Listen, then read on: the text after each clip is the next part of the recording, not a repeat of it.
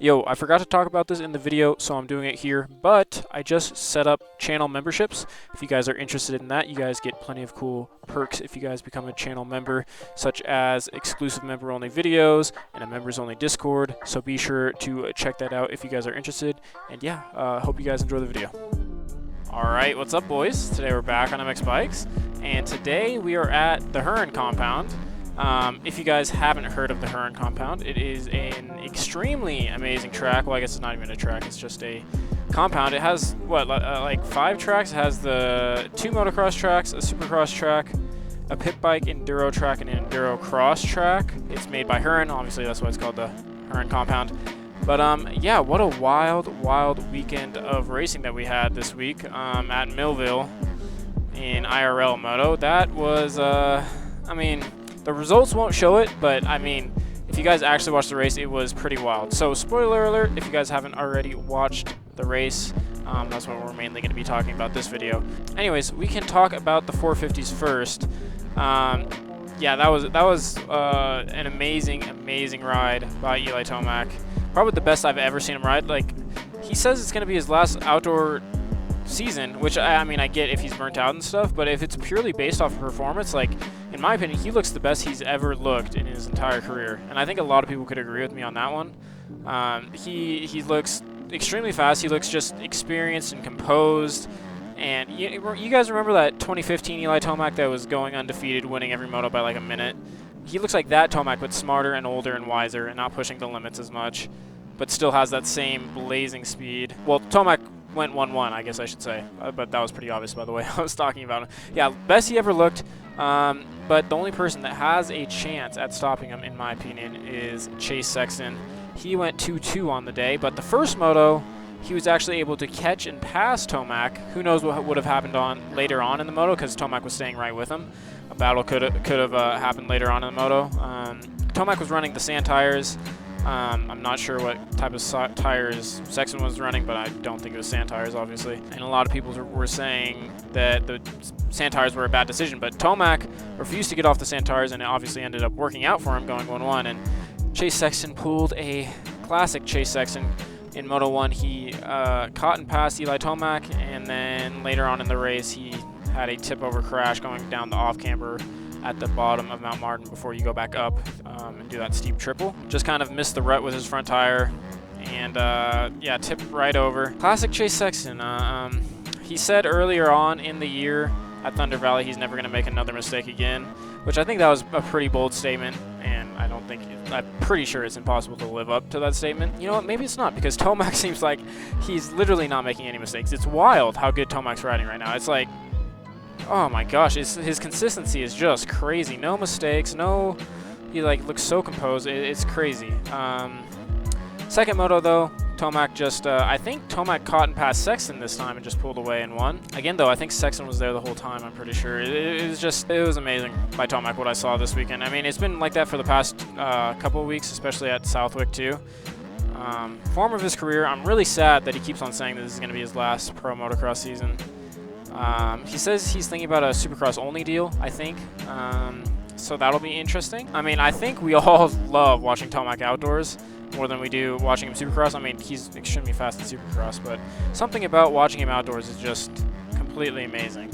But I was thinking for these type of videos that I could add a little system that we do every week where I give the riders in both classes the rider of the day, so whatever rider I feel like rode the best that day and showed the most improvement, or just who's overall looked the best that day and rode the best. And it's not always going to be the winner. It's more like who's most improved, who was like just dropping. But this week it is the winner. I gave the rider of the day to Eli Tomac because he just looks obviously in the form of his life. It's just, I know I keep saying this, but it's just crazy how good he looks right now. It's like unbelievable. Never seen anything like it in my opinion. Absolutely crazy. But I was also thinking for both classes I could hand out a L of the day. Which rider took the biggest L? Who's looked the worst? Who was not living up to their full potential? And in my opinion, it's got to be Ken Roxon.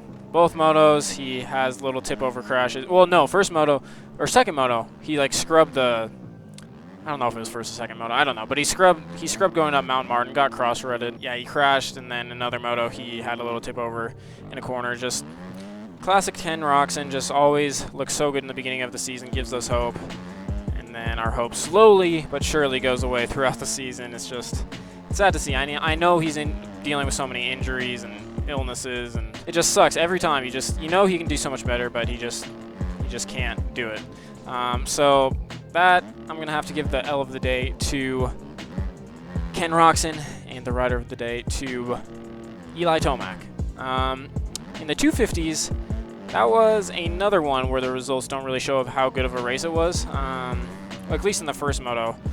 Another crazy battle between the brothers. I think, yeah, Jet got off to the early lead. Hunter, halfway through the moto, caught and passed him.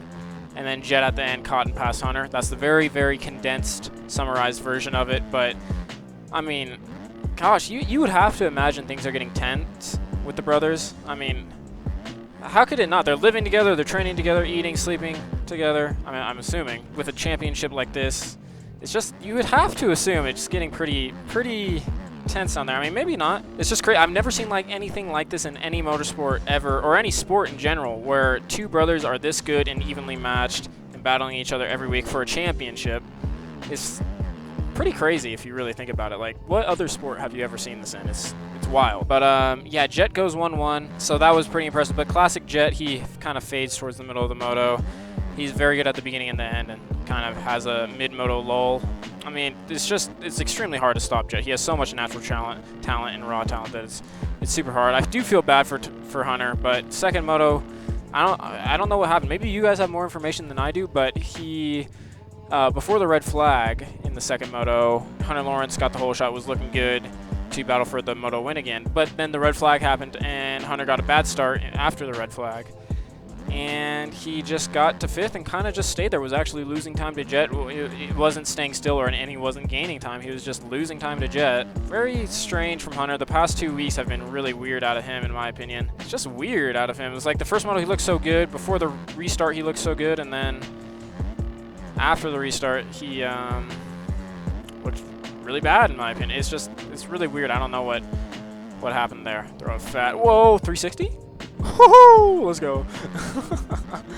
Anyways, yeah, Jet goes 1-1. Hunter goes 2-5. Not what you need to be doing if you want to win this championship, especially against someone like Jet, who, you know, if he doesn't finish first, he's going to be finishing second. The only time he hasn't won an overall is when his bike blew up. So, crazy stuff out of Jet, but not the best I've ever seen him ride, in my opinion. He's just typical Jet, just riding good, staying composed, acting older than his real age. It's crazy. You see a lot of these rookies, they're older than Jet. Like, some will be 21, 20, and Jet's freaking 18 and whooping all of them. It's like, how much, you got to think about how much potential that he has, you know what I mean? It's crazy. Like, think about 3 years from now when he's 21, which some rookies are now. I mean, he could be a rookie then, and he's already won 2 championships, probably about to win his third. It's crazy. And then the other person I wanted to talk about was Joe Shimoda. He goes 3-2 on the day. He looked really solid.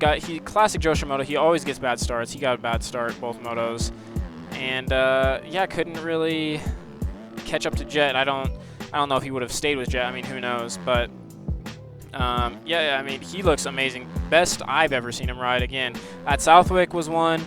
Redbud was another, and this week again, he's just looking so good these past few weeks. It's crazy. So I have to give the Rider of the day to Joe Shimoda with the fat W for Joe Shimoda. That's who I'm giving my Rider of the day to. You guys may disagree, say it's Jet or say somebody else, but in my opinion, Joe Shimoda is just riding amazing, and he deserves the Rider of the day.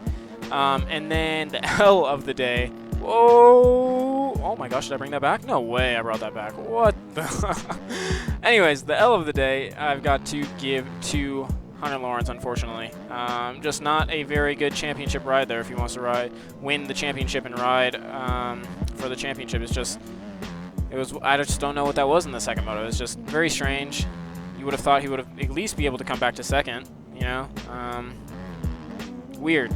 Maybe he got injured or something, second moto. I don't know. But it was the same thing as last week, where last week at Southwick he looked very bad as well. I don't really know what's going on with him. So kind of like Ken Roxon, like where some motos will look amazing, other times he will not look amazing. So very weird. Have to give the L of the day, the fat L, to Hunter Lawrence, unfortunately.